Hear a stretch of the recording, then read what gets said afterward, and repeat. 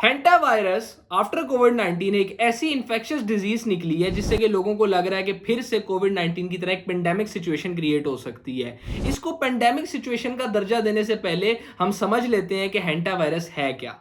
हेंटा virus एक ऐसा virus है जो कि रोडेंट्स की वजह से फैलता है, ना कि किसी ह्यूमन इंटरेक्शन के। नहीं समझ लगी मेरी बात? Let me make it easy for you. जिस तरीके से हम लोगों ने कोविड को लिंक किया था बैट्स यानी कि चमगादड़ों से, उसी तरीके से हेंटा वायरस जो है उसको लिंक किया जाता है विद रोडेंट्स यानी कि रैट्स, चूहे, उनसे लिंक किया जाता है। क्योंकि अगर लेट्स से हम कहते हैं आपके घर में कोई चूहा है और वो अपने फीसेस जो है वो किसी भी जगह के ऊपर ड्रॉप कर देता है और उस जगह को आप साफ जब करने जाते हैं तो उसके स्मेल के जो पार्टिकल्स हैं उसको आप इनहेल कर लेते हैं, तो उसके थ्रू हो सकता है कि हेंटा वायरस जो है वो आपकी बॉडी के अंदर चला जाए। लेकिन ये ऐसा नहीं है कि हर किस्म के चूहे में पाया जाता है। ये इस तरीके से कि किसी भी चूहे में ये बीमारी हो सकती है, लेकिन पक्का नहीं है वो कौन सा या किस किस्म का चूहा होगा।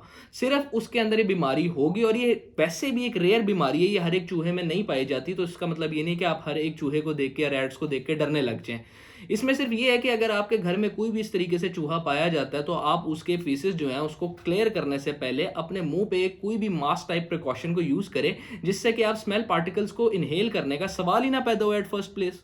Now let's come to the scary part. वैसे तो इस बीमारी का जो कहते हैं ना केसेस जो हैं वो बहुत रेयर हैं। पिछले 100 ईयर्स में शायद मुश्किल से 1000 केसेस ही रिपोर्ट हुए होंगे, लेकिन स्टिल इसका जो मोर्टेलिटी रेट या डेथ रेट है वो बहुत ज़्यादा है as compare to Covid. Covid का हो सकता है डेथ रेट जो है वो मैक्स से मैक्स किसी टाइम पे 6% होगा, लेकिन इसका डेथ रेट जो है वो 40% तक है, which makes it more deadlier than Covid. अब बात कर लेते हैं ऑल ऑफ अ सडन ये वायरस जो है इतना ज़्यादा डिस्कशन में कैसे आ गया। तो होता कुछ ऐसा है कि 1 अप्रैल 2026 को एक शिप होता है MV हॉन्डियंस, वो डिपार्ट करता है from Argentina with 147 passengers and crew. अब आप ये सोच रहे होंगे कि इस क्रूज शिप का इस हेंटा वायरस से क्या ताल्लुक है, तो relax, let me tell you कि जो फर्स्ट केस पूरी वर्ल्ड में इस वक्त रिपोर्ट हुआ है इसका, वैसे तो ये केस ऑलरेडी चल ही रहा है। बेसिकली हेंटा वायरस कोई ऐसी चीज़ नहीं है जो हमें फर्स्ट टाइम देखने को मिल रही है, ये पहले से आइडेंटिफाइड एक वायरस है, लेकिन न्यूज़ में सिर्फ इसी वजह से आया है क्योंकि इस शिप के ऊपर जिस बंदे को पहला केस हुआ था वो इस शिप से बिलोंग करता था और उसी वजह से ये शिप ज़्यादा ट्रेंडिंग है। इससे पहले कि मैं आप लोगों को पूरी शिप की टाइमलाइन समझाने लग जाऊंगा किस तरीके से पहला केस रिपोर्ट हो, उससे पहले एक चीज समझ लेते हैं। अभी तक हमें यही पता था कि हेंटा वायरस जो है वो ह्यूमंस या उनकी क्लोज इंटरेक्शन से बिल्कुल नहीं फैलता,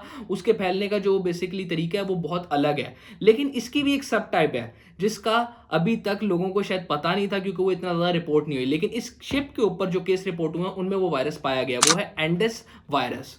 ये एक तरीके से हेंटा वायरस की एक सेकंड फॉर्म है या कह सकते हैं और ज़्यादा बेहतर फॉर्म है, उसी की सब टाइप में आती है। और ये जो है बीमारी ये क्लोज ह्यूमन इंटरेक्शन से फैलती है, लेकिन अभी तक ये इस वजह से हम लोगों ने क्लोज इंटरेक्शन का वर्ड यूज़ किया क्योंकि अभी तक इस पर डाटा बहुत लिमिटेड है। इसके केसेस उस तरीके से नहीं है कि इसके ऊपर प्रॉपर स्टडी की जा सके किस किस्म के ह्यूमन जो बेसिकली इंटरेक्शन है उनसे फैलता है। अभी तक सिर्फ केस शिप के रिपोर्ट हुए थे तो सिर्फ ये पता है कि क्लोज ह्यूमन इंटरेक्शन से फैलता है। जिस तरह कि आप लोगों को याद होगा कि कोविड-19 के टाइम के दौरान जब हमें वैक्सीन लगी थी तो उसके अंदर भी कोविड-19 के जो जेनेटिक कोड से पार्टिकल्स हैं वो हमारी बॉडी के अंदर इंजेक्ट किए गए थे ताकि हमारी बॉडी जो है बगैर अपने आप को कोविड-19 जो है वो इन्फेक्ट कराए उससे फाइट करना सीख ले। जिस तरह हमारी बॉडी जो है वो टाइम बाय टाइम इवॉल्व करती है उसी तरीके से वायरसेस भी करते हैं। इन वायरसेस को वैसे तो हम लिविंग थिंग नहीं कह सकते, लेकिन एक तरीके से उसी कैटेगरी में आ जाते हैं। इनका मेन डिफरेंस ये होता है कि जिस तरीके से हम इंसान जो है या जानवर वो रिप्रोड्यूस कर सकते हैं, ये वायरसेस नहीं कर सकते क्योंकि ये नॉर्मल आइज के लिए देखना बड़ा मुश्किल होता है, इसलिए लोग इनको सीरियस नहीं लेते।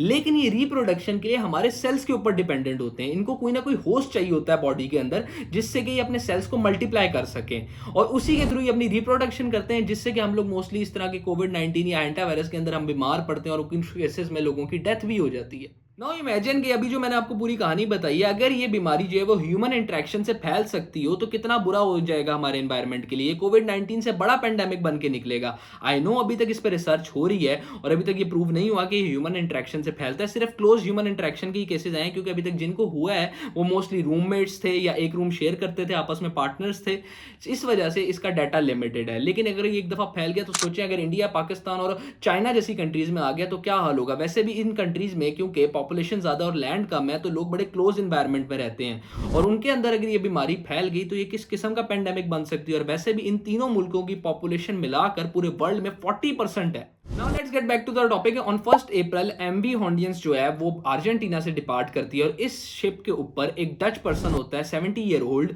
जो कि अर्जेंटीना और चिले से अपना वर्ल्ड वॉचिंग ट्रिप करके खत्म आ रहा होता है। अब बेसिकली इसको मोस्ट वेटेड कैंडिडेट इसलिए कहा जाता है क्योंकि ये इस ट्रिप के दौरान मोस्ट प्रोबेबली इसको कहीं से हैंटा वायरस लगा था, क्योंकि बर्ड वॉचिंग ट्रिप के अंदर आप मोस्टली जंगलों में भी जाते हैं और उस जगह पे इस तरह के वायरसेस पाए जाते हैं। 6 अप्रैल को ये बंदा पहली दफा सिम्टम्स शो करता है जब ये बीमार पड़ जाता है, लेकिन ऑन 11 अप्रैल इसकी डेथ हो जाती है विद दिस वायरस। अब जितने भी लोग शिप पे होते हैं उन लोगों को ये चीज नहीं पता लगती कि इसकी डेथ हैंटा वायरस की वजह से हुई है, क्योंकि शिप के ऊपर कोई प्रॉपर मेडिकल फैसिलिटीज या डॉक्टर्स अवेलेबल नहीं होते जिससे कि ये चीज डिसाइड की जा सके कि इसको कौन सी इंफेक्शियस डिजीज हो चुकी है। फिर ये शिप 15 अप्रैल को एक और आइलैंड पे रुकती है जहां से 6 मोर पीपल इस शिप को ज्वाइन करते हैं, लेकिन अभी तक जो डेड बॉडी है वो इस वक्त शिप के अंदर ही है। फास्ट फॉरवर्ड 9 डेज ये शिप एक और आइलैंड के ऊपर जाती है, सेंट हेलेना, जहां से कि इस पैसेंजर की वाइफ और 2 डजन पीपल, मतलब 24 लोग, 24 पीपल इस शिप को डिपार्ट करते हैं। याद होगा आप लोगों को, मैंने आप लोगों को शुरू में बताया था कि एंडेस वायरस जो है वो क्लोज कांटेक्ट से फैलता है। ये साइंटिस्ट को बात इस तरीके से क्लियर हुई कि जब इसी पैसेंजर की वाइफ, जिससे की फर्स्ट डेथ रिपोर्ट हुई थी, जो कि डच पर्सन था, उसी की वाइफ की डेथ एयरपोर्ट पे होती है ऑन 26 अप्रैल, जब वो साउथ अफ्रीका से नेदरलैंड्स फ्लाइट लेके घर जा रही होती है अपने। मई 2 ही था जब इस केस को हाईलाइट मिलना स्टार्ट होती है, जब इस शिप के ऊपर थर्ड डेथ होती है एक जर्मन वुमेन की, और उसी सेम डे के ऊपर साउथ अफ्रीकन अथॉरिटीज जो है वो एक और केस हैंटा वायरस का लोगों को बताती हैं, क्योंकि इस शिप के ऊपर एक और पर्सन था जो कि इन्फेक्टेड हो गया था विद दिस वायरस और उसको उस वक्त इंटेंसिव केयर यूनिट में रखा गया था फॉर परफॉर्मिंग टेस्ट्स। और इसी वक्त था कि जब लोगों को इसके बारे में पता लगा और ये वर्ल्ड में आहिस्ता आहिस्ता इसकी न्यूज़ फैलना स्टार्ट हुई। फिर उसी के 2 डेज बाद ऑन 4 में जब सेकंड डेथ का जो पोस्टमार्टम है उसकी रिपोर्ट आई, तो उसमें ये हैंटा वायरस पाया गया, जिससे कि WHO वर्ल्ड हेल्थ ऑर्गेनाइजेशन भी अलर्ट पर आ गई। लेकिन अब तक शिप जो है वो केप बर्डे के आइलैंड के ऊपर पहुंच चुकी थी।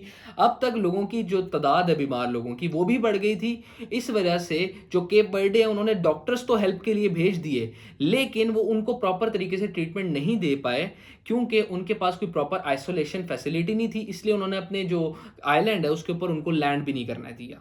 यहाँ से जो और लोगों को ये वायरस हुआ था उन लोगों को यूरोप के डिफरेंट हॉस्पिटल्स में ट्रांसफ़र कर दिया जाता है ताकि उनको प्रॉपर केयर उस हॉस्पिटल्स में मिल सके जो कि शिप पे नहीं मिल रही। फिर ये शिप जो है वहाँ से स्पेन के आइलैंड्स की तरफ जाती है, जहाँ से स्पेन जो है इनकी फुल ऑन हेल्प करने के लिए एक्सेप्ट कर लेता है अपनी जिम्मेदारी, और इन लोगों को तब से वहाँ इवैक्यूएशन और इन लोगों के टेस्टिंग और इन लोगों की आइसोलेशन उसी तरीके से शिप में करवाई जा रही है, और ये सिलसिला अभी भी जारी है। इसके अलावा जितने भी लोग इस शिप के ऊपर किसी ना किसी टाइम पे थे उन लोगों को आइसोलेशन में रखा गया है ताकि ये बीमारी और ज़्यादा स्प्रेड ना हो। और at the time of recording इस वक्त तक इस जो केसेस की तादाद है इन टोटल 9 हो चुकी है, जिनमें से 3 डेथ्स हुई हैं। आई होप कि ये वायरस जो है और ज़्यादा ना फैले लोगों के अंदर, क्योंकि एक दफ़ा ये फैलना स्टार्ट हो गया तो ये कोविड-19 से बड़ा पेंडेमिक बन सकता है, as I explained you earlier. तो हो सकता है कि ये शिप तक रुक जाए तो हमारे लिए वायरस उस तरीके से जानलेवा ना साबित हो। Anyways this was today's video. अगर आप लोगों को अच्छी लगी हो तो चैनल को लाइक, कमेंट, शेयर और सब्सक्राइब करेगा ताकि आने वाले टाइम पे इस तरीके का और इन्फॉर्मेटिव कंटेंट दे सकें। That's it for today. Good bye.